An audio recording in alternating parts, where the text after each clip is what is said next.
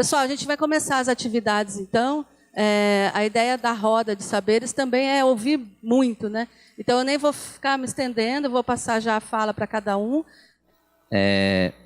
Como eu falei para você, eu sou cacique do povo Caimbé, eu sou o primeiro cacique do meu povo Caimbé, que fica localizado no município de Euclides da Cunha, Bahia, né? Então, sou indígena nordestino, né? E nisso, como eu falei, eu luto pelo o indígena que vive no contexto urbano. Por quê? Porque muitas vezes a gente está no contexto aldeado, né? E na nossa aldeia a gente não tem oportunidade de muitas coisas, né? E uma delas é o emprego. Então a gente sai para o contexto urbano para tentar nossa sustentabilidade, né? Mas isso não só acontece com o indígena, acontece com vários, né? Muitas vezes a gente que nem aqui em São Paulo mesmo, é um estado de imigrantes, que vem pessoas de várias localidades do Brasil. Então, nós somos mais um refém, né, dessa economia louca, né, onde uns lugares têm, outros lugares não têm. Bem, eu sou Cadu, como eu tinha dito para vocês. Eu faço parte de um coletivo em São Paulo, chamado A Revolta da Lâmpada. A Revolta da Lâmpada, ela surge com o viés do corpo livre, né? Nós entendemos que todos nós, independente da condição, independente da orientação sexual, do gênero, nós temos uma célula que é oprimida, que é o nosso corpo, né? Nós não somos tão livres quanto a gente pensa para ser e estar como nós queremos. E é em cima dessa luta que o coletivo se constrói. Meu nome é Isadora, eu sou diretora da Unisol Brasil, que é uma central de cooperativas e empreendimentos solidários, né? A Unisol, ela atua como uma instituição de representação, né? Então, é como se fosse um sindicato de associações produtivas e cooperativas e empresas de autogestão que atuam com a lógica da economia solidária. Eu faço parte de uma empresa social, uma cooperativa e uma associação, e aí estou exercendo essa função aí até pelo menos o final desse mandato na Unisol. E aí, o que a gente faz, né? A gente trabalha ajudando a promover e desenvolver o cooperativismo solidário, né? A economia solidária no Brasil e possivelmente em outras partes do mundo. Então, dentro da instituição, né, das associações e das cooperativas que são afiliadas, tem todos os setores produtivos que você pode imaginar, né? Você tem agricultura familiar, tem algumas associações de comunidades tradicionais também, de cooperativas de agricultura familiar que são quilombolas, mas tem muito empresa recuperada, metalúrgica, algumas associações ligadas à cultura, reciclagem, é um segmento bem forte, né? Cooperativas de catadores e catadoras de material reciclável. E, enfim, a proposta é conseguir mostrar, né, que o trabalho ele não precisa ser esse trabalho que a gente está ensinado, né, como o trabalho padrão, né, como o trabalho do sistema capitalista, né? Um trabalho que está voltado a uma lógica da exploração, da mais-valia, da mão de obra dos empregados, né? dos funcionários, dos trabalhadores. E sim nessa lógica de que você pode montar um coletivo, montar um empreendimento, né, de economia solidária, que é o termo que a gente usa, e através da autogestão, que é essa gestão coletiva do trabalho, você gerar sua renda e você viver disso, né? Oi, gente. Eu queria me desculpar pelo atraso, meu ônibus atrasou. Mas, enfim, consegui estar aqui. Essa é uma oportunidade que me deixa muito feliz, que deixa a minha e a Isabela, que não pôde estar aqui, que é minha companheira do Bibliopreta. E eu estou aqui justamente para representar esse projeto que é o nosso nenenzinho, né, nosso bebê, que a gente está gestando aí há bastante tempo, já tem uns 7, 8 anos, que a gente tem essa ideia de criar um projeto de universidade livre. Eu sei que a ideia de uma universidade livre é uma coisa quase maluca nos dias de hoje, em que as pessoas pensam em universidade como um lugar onde você tem que ir para conseguir títulos, para conseguir documentos, conseguir a validação do conhecimento, não só o conhecimento, mas a nossa ideia sempre foi a de que, num mundo em que você produz muito mais informação do que você é capaz de filtrar, qual é o valor que tem em quem te ajuda a filtrar essa informação de forma coerente? Lá nos idos de 2011 e 2012, eu e a Isabela é historiadora, tá? Eu fiz letras, e eu participo de formações de tradução e de documentos em áreas de humanas desde que eu tinha 17 anos. E eu sou feminista desde os meus 17 anos, eu estou com 38 agora, gente, são 21 anos de estrada em movimentos sociais. E a Isa é historiadora e agora ela está fazendo a pós dela em pedagogia e movimentos sociais. A gente tinha um apanhado de textos, de cursos que a gente fez, de cursos que amigas nossas fizeram e que a gente estava levando tudo para um grupo de estudos de feminismo interseccional negro. Então, era um conjunto de 1000 mulheres ao redor do Brasil inteiro e até fora dele, trazendo textos, coisas importantes que elas aprendiam. Nossa, fiz um curso interessante e estou trazendo material para vocês. Coisas daqui, coisas de fora, coisas traduzidas, coisas não. Fiz uma tradução interessante desse texto da Bell Hooks sobre o Paulo Freire e vou deixar aqui. Chegou uma hora que a gente tinha quase 2000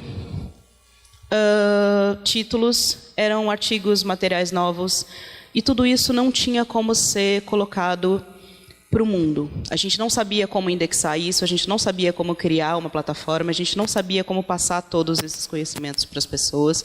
E tinha bastante gente, já através das políticas públicas, fazendo estudos nas áreas de feminismo, de ciências de raça e gênero, criando políticas públicas para poder trabalhar com cotas, porque ainda há 8, 10 anos atrás você ainda não tinha cotas instituídas em todas as universidades.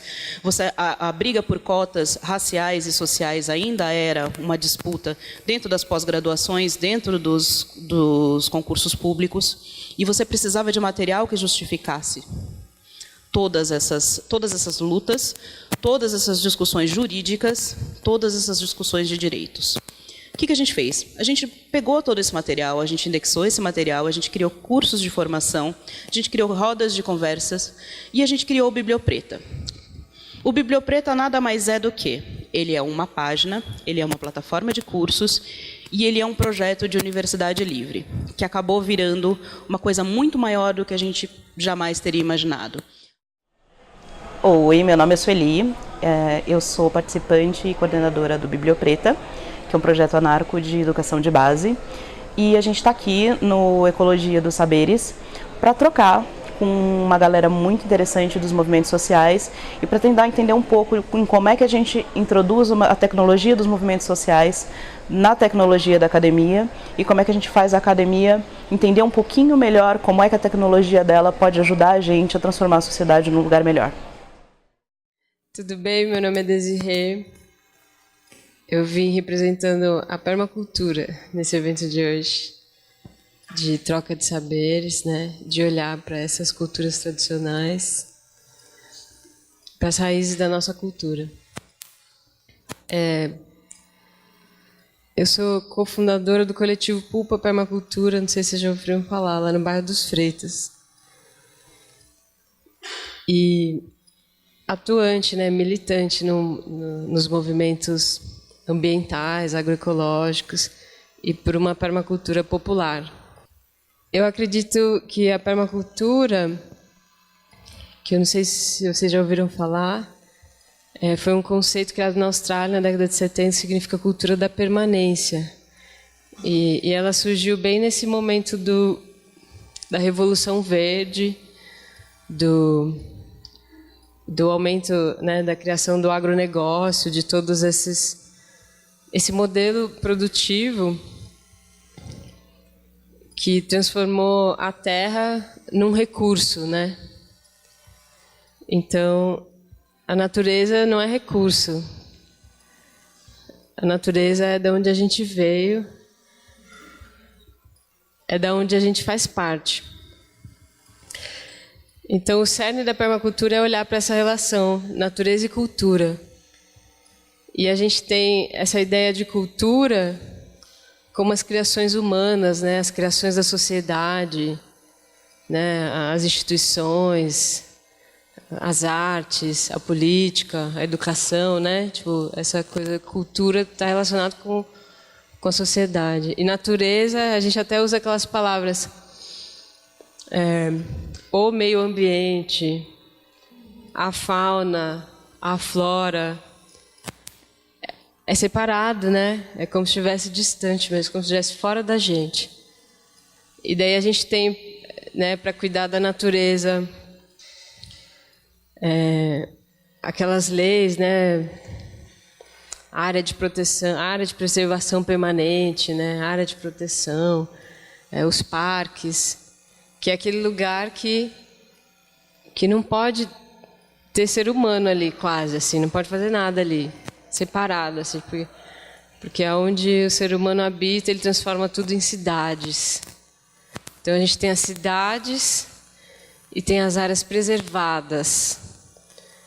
E a gente se vê num mundo de separação. De separação, natureza e cultura, ser humano, natureza, né? Sociedade e meio ambiente. Então, eu trouxe eles porque é bom de vez em quando sair da aldeia para poder conhecer o mundo aqui fora também. O Tupã, ele é escritor também, ele tem um livro publicado. E o Kunmin que eu falei, ele tem 2 livros publicados. E eu tenho alguns. Então a gente gosta de falar muito sobre a questão da literatura. Eu gosto de ficar em pé para poder ficar mais sossegado, né? Então a literatura hoje é uma coisa muito importante para nós, para a gente trazer conhecimento para a sociedade, porque a gente sabe que no Brasil está faltando conhecimento sobre os povos indígenas. Então o que sabe é aquilo que os bandeirantes falavam da gente, né? É falar mal da gente. Isso aí é comum no Brasil, né? Tem até candidato a presidente aí que está falando mal da gente, né? Então isso aí é comum. Sempre falaram mal do índio. Então, quando fala mal do índio, as histórias vão sendo repassadas de um para outro. Então, as pessoas começam a falar que o índio é assim. E, às vezes, chega gente na aldeia e fala, vocês são assim. Não sei, não estou sabendo. Porque eles falam que nós somos.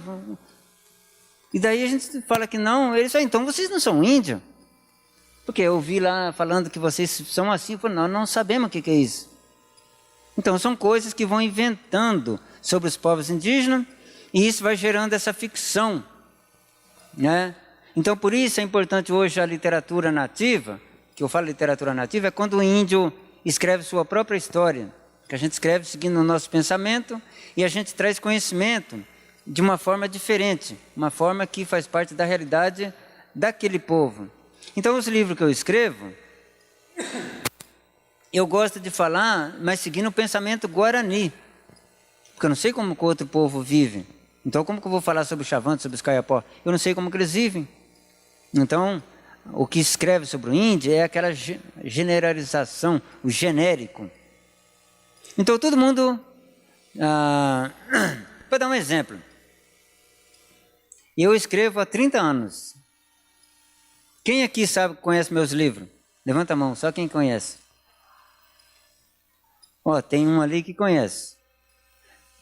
Pensei que tinha 2, não tem, é só um. Então, veja só, agora levanta a mão todo mundo. Quem conhece o José de Alencar? Todo mundo. Quem não levantou é que está com vergonha, mas já viu falar dele. Né? Então é assim que funciona. Todo mundo conhece o José de Alencar. Então a história que sabe sobre os povos indígenas é o que José de Alencar fala. E por azar ele fala do Guarani. Eu falei, caramba. Mas ele era lá do Nordeste, naquela época que não tinha nem avião ainda, não tinha carro, não tinha nada. Agora, você acha que ele foi para o Sul para conhecer a história dos Guarani? Não, naquela época não se andava assim. Então, ele ouviu também histórias de gerações, e nisso ele vai escrever uma ficção sobre o Guarani. Você entendeu? Então, quando os outros chegam na aldeia, falam, não, mas vocês são assim. Não, José de Alencar falou que é. Vocês vão desmentir ele? E daí a gente tem que seguir a história do José de Alencar. O que nós não era, agora tem que ser. Então, por isso eu falo da importância da literatura nativa, Por quê? Porque o índio, quando ele escreve uma história, ele escreve aquilo que ele vive. Eu chamo Olívio de Ecupé, sou da aldeia Curucutu, somos do povo Guarani e sou escritor. Estou muito feliz de fazer parte aqui da Unifesp de São José dos Campos. E esse evento foi muito importante porque a gente vê que os jovens, eles estão sempre atentos a querer saber coisas novas. Então foi muito importante a gente discutir a questão da cultura indígena, sobre o problema do racismo, que é uma coisa que as pessoas às vezes discriminam os povos indígenas e não sabem. Então, através desse evento aqui, eu e mais outros parentes indígenas, pudemos falar um pouco sobre o que acontece conosco. Então, por isso que a sociedade precisa valorizar mais os povos indígenas. Então, eu fiquei muito feliz de saber que a Luciana nos convidou e a gente espera fazer parte de outros eventos para que a gente possa dar continuidade, porque o racismo é uma coisa que eu sempre falo assim, nunca vai acabar. A gente tem que conscientizar para que isso possa estar sempre melhorando, mas acabar não. Então vamos fazer a nossa parte, que é mostrar para a sociedade que o racismo existe, não adianta esconder.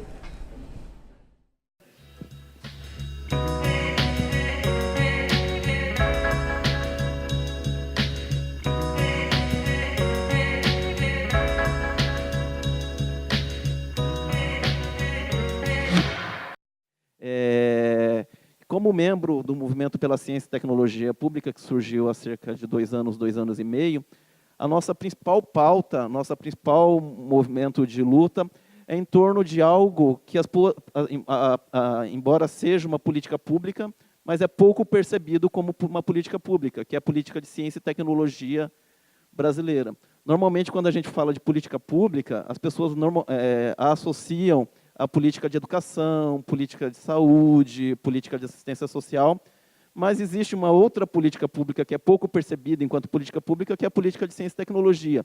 E essa é a política pública que influencia na produção de conhecimento no território brasileiro. É ela quem define a agenda de pesquisa das universidades e institutos de pesquisa. E a agenda de pesquisa entendendo não somente o quanto a questão do financiamento em si, mas aquilo que se pesquisa, né? Aquilo que o Estado brasileiro está financiando enquanto pesquisa.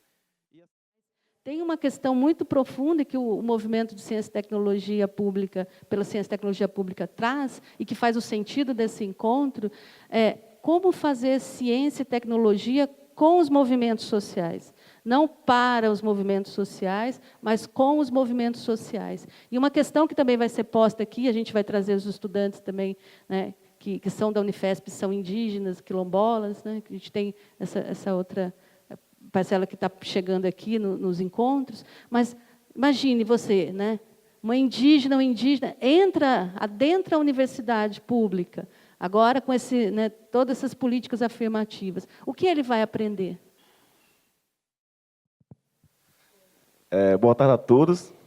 Meu nome é Urissá, eu sou da etnia Carixocó, de Alagoas, onde de ida e volta tenho 10 anos aqui na cidade, na capital, fazendo meus trabalhos, também passando um pouco de conhecimento.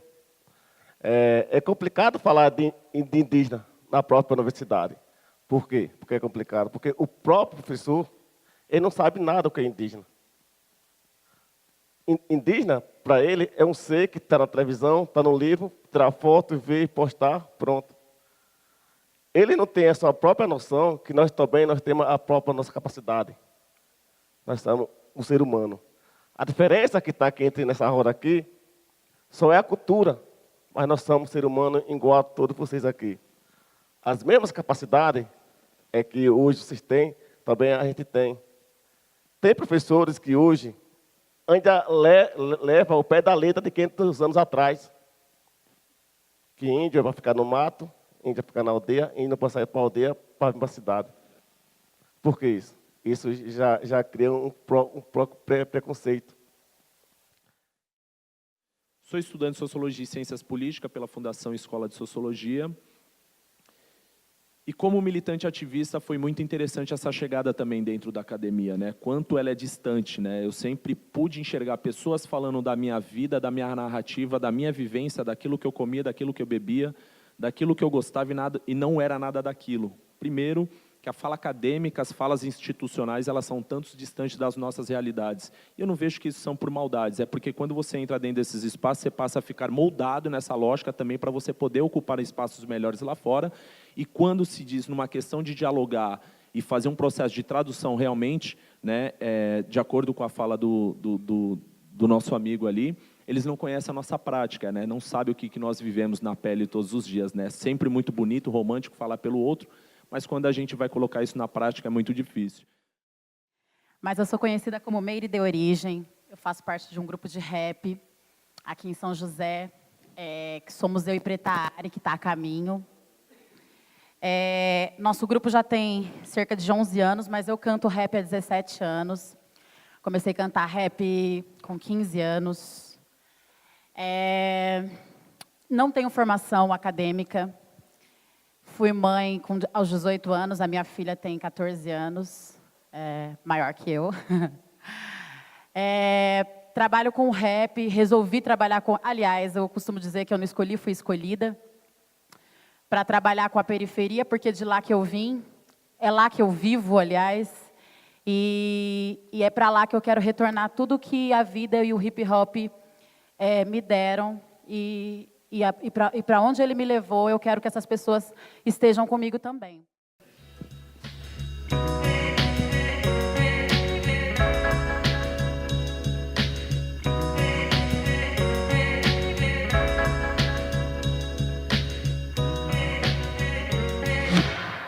Bom, meu nome é Marina, eu sou aqui da Universidade Federal de São Paulo, mas não desse campus, eu sou do campus Guarulhos, sou aluna de letras.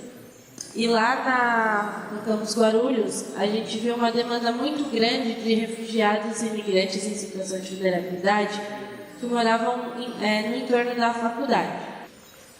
E eu fui convidada por uma professora da USP, na verdade, para dar aula para refugiados na Mesquita do Pari, convidada pela professora Rosane Sarmado, e lá eu tive a vontade de levar esse projeto para a universidade. Guarulhos é onde tem o aeroporto, então na época era a primeira entrada, né, de refugiados no Brasil, e depois vinha o Porto de Santos. Então a gente pensou numa lógica, eles chegam no aeroporto de Guarulhos, alguns deles são encaminhados para São Paulo, mas o custo de vida em São Paulo é muito grande, outros ficam em Guarulhos mesmo. Então, nós, enquanto estudantes do curso de letras, criamos um projeto de ensino de português para imigrantes e refugiados. Por que ensino de português? Imaginem que vocês... alguém aqui fala árabe? Não. Imagina se vocês fossem deixados na Síria de um dia para o outro. Vocês iam conseguir achar um lugar para comer, para dormir, um trabalho com facilidade? Então, se eles não souberem português, atividades como ir no mercado, ir no médico, conseguir um trabalho, até mesmo encontrar um lugar para morar, se tornam quase impossíveis. Então, depois da moradia, que é uma urgência deles, a língua é um fator que eles precisam ter, né? E a gente, como estudante de letras, se mobilizou para poder acolher esses refugiados. Como que a gente pensou nesse projeto? É só ir até o refugiado dar aula de português e pronto? Não. A gente vê muito o trabalho de refugiado como uma caridade, eles são vistos muitas vezes como pobres coitados, e na verdade não é assim. Óbvio que eles estão numa situação de vulnerabilidade, óbvio que eles passaram por coisas muito difíceis na vida, mas eles têm também muito a ensinar e a contribuir com a gente. A gente tem muito a aprender com eles, muito mesmo. Eu falo, por exemplo, que eu ensino português e aprendo 1 zilhão de outras coisas que me tornam um ser humano melhor. Meu nome é Maria Lúcia Galvão, eu estou no MST há 20 anos, estou assentada há 16 anos, tenho um filho de 16 anos, uma filha de 14, um garotinho de 5, que foram criados no assentamento. A minha renda econômica é exclusiva do assentamento, então eu vivo da terra. E quero fazer uma pergunta para vocês. Refugiado existe porque existe um movimento dos refugiados ou o movimento surgiu para acolher os refugiados? Ao contrário de muitas pessoas pessoas acharem que o MST trouxe a violência, vocês acreditam que o MST trouxe ou o MST organizou sem terras que já existiam? Sim, muita gente acha que a violência aumentou por causa do MST. Mas, ao contrário disso, a violência no campo diminuiu, quer dizer, aumentou, claro, mas já existia. A violência sempre existiu, desde que não foi mais interessante para o Brasil as pessoas ficarem na terra e expulsarem elas para terem mais e sempre mais. Então, assim, o MST nada menos é do que um grupo de despossuídos organizados. Se não foi eu que perdi a terra, meus pais, os verdadeiros moradores, o índio é um sem terra, né? Então, o movimento surgiu para organizar isso.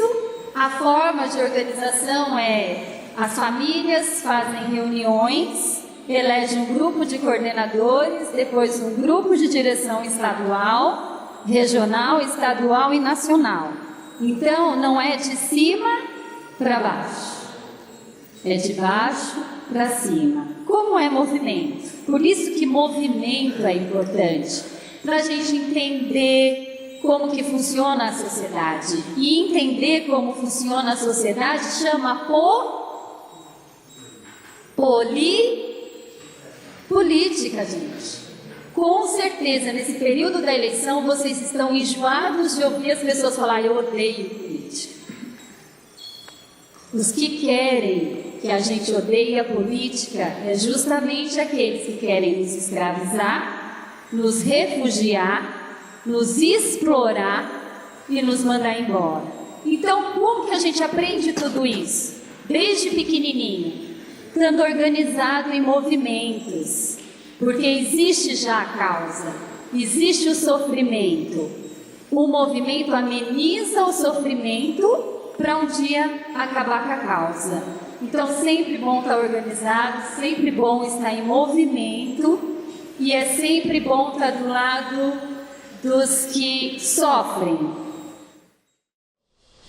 Olá, meu nome é Pedro Henrique, eu sou estudante de Pedagogia na Universidade Federal de São Paulo, campus EFELESH, e eu represento os estudantes quilombolas.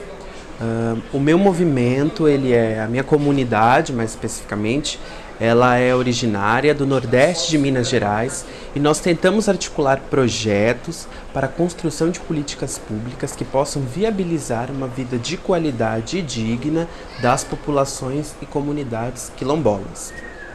A importância de eventos como esse acontecerem dentro da Unifesp inscreve-se no fato de que, pela primeira vez, não pela primeira, mas primordialmente estamos colocando pessoas que foram excluídas do contexto universitário, da academia, para dentro do debate acadêmico, para conseguir ouvi-los e, através da audição de seus problemas, de suas questões, de suas vitórias, êxitos, de toda a sua cultura, agirmos em prol de uma sociedade melhor, mais digna e que respeite todas as etnias, povos, tradições, culturas, etc. Então, a comunidade que eu busco discutir, ela se chama Comunidade Campinas.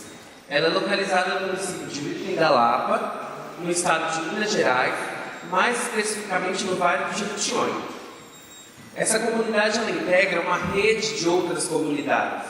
E essas redes de outras comunidades partilham de muitas características, dentre elas características relacionadas à vegetação, as características relacionadas aos aspectos morfoclimáticos. E eu enfatizo na comunidade quilombola características morfoclimáticas e a vegetação. E por que eu enfatizo isso? Porque isso é a forma que determinou que os povos quilombolas pudessem construir uma ecologia, uma cultura que pudesse sustentar seus modos de sobrevivência.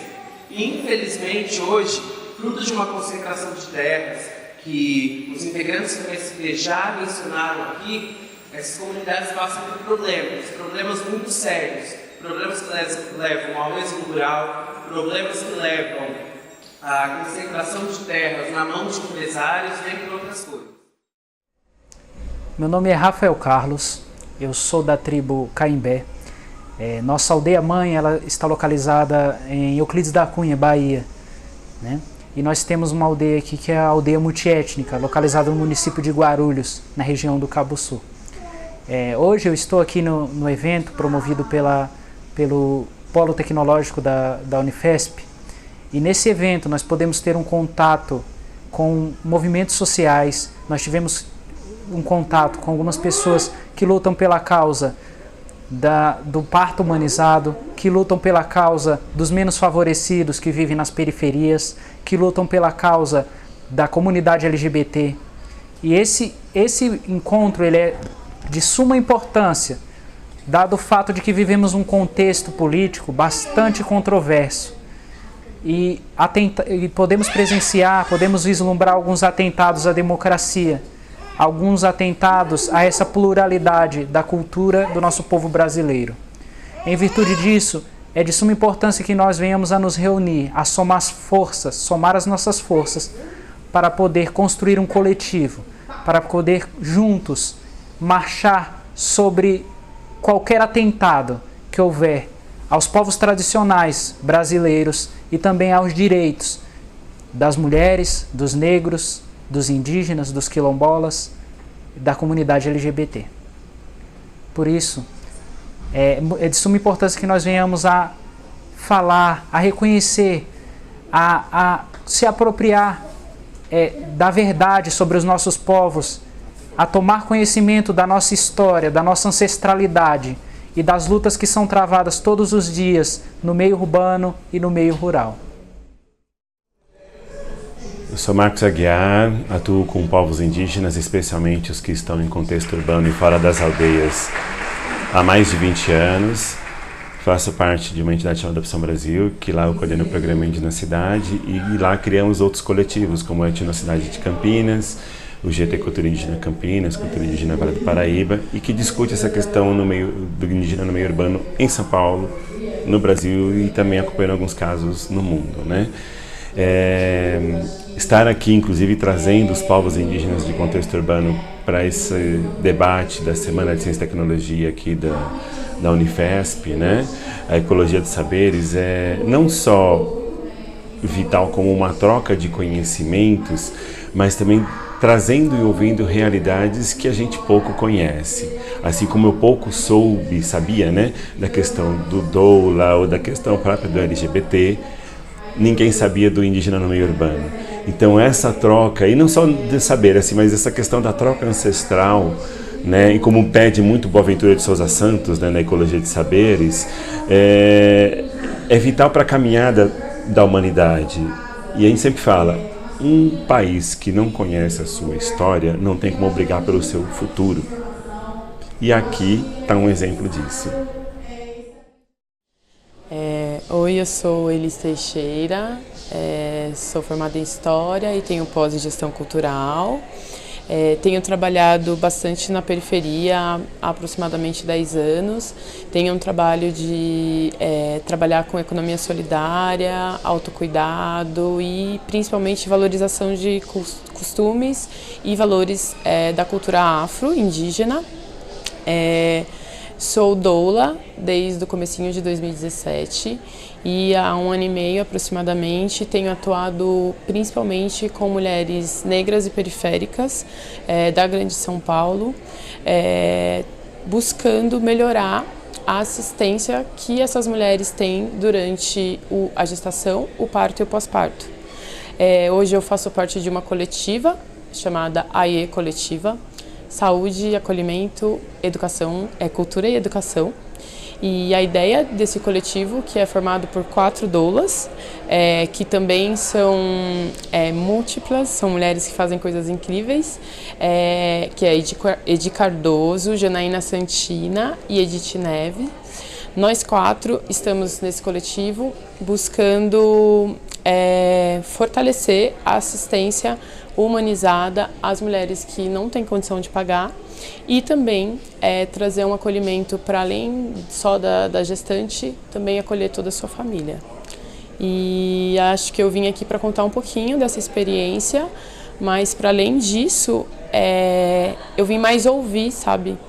Porque foi fundamental ouvir pessoas com profissões bastante distintas das minhas, mas que também estão lutando, também estão nos movimentos sociais, também estão lutando e resistindo, principalmente nesse tempo de ascensão de grupos intolerantes, grupos nazistas.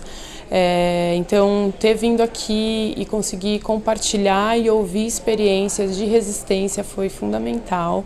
Eu estou saindo daqui muito alimentada, muito energizada e espero que o próximo governo que entre não nos tire esses direitos todos que a gente sabe que podem ser retirados. Certo? Então vamos de saideira, então. Pode soltar para nós, por favor.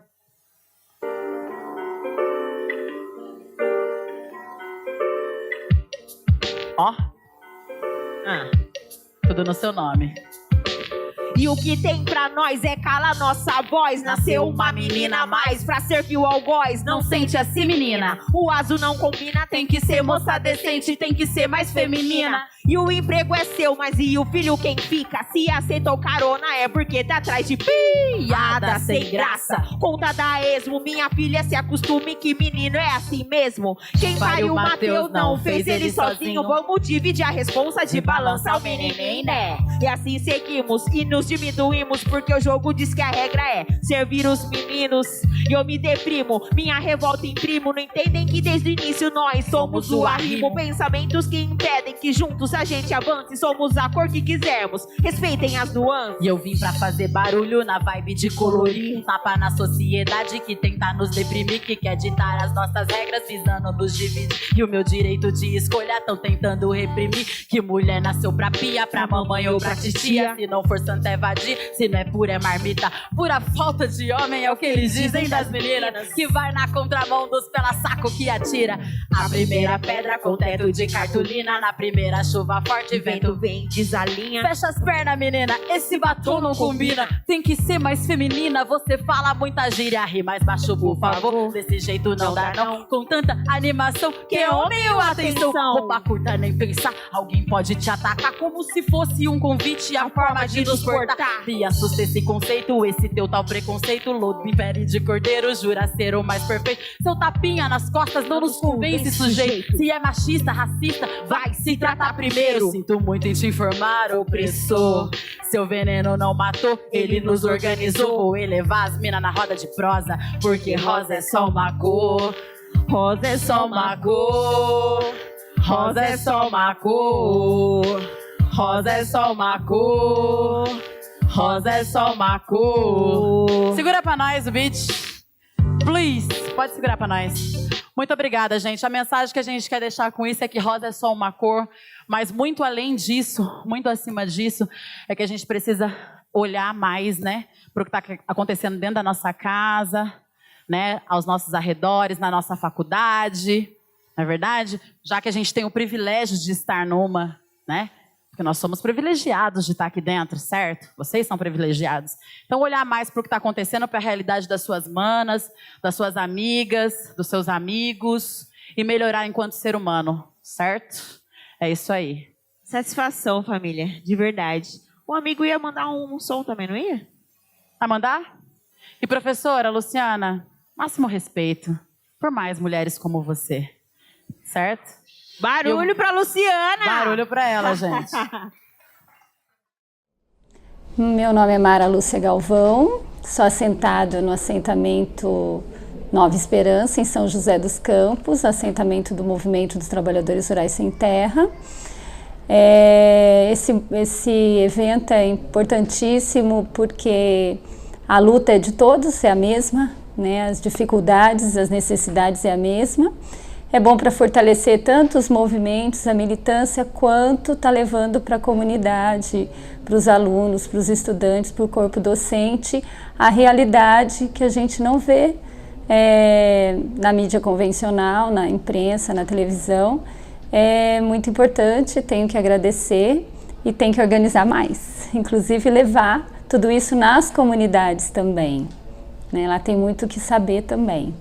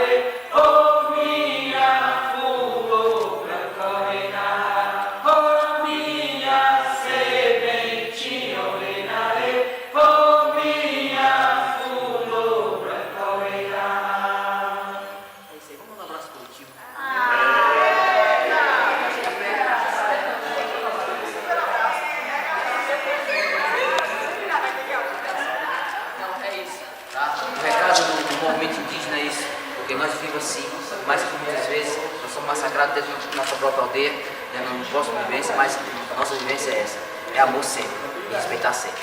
Uou!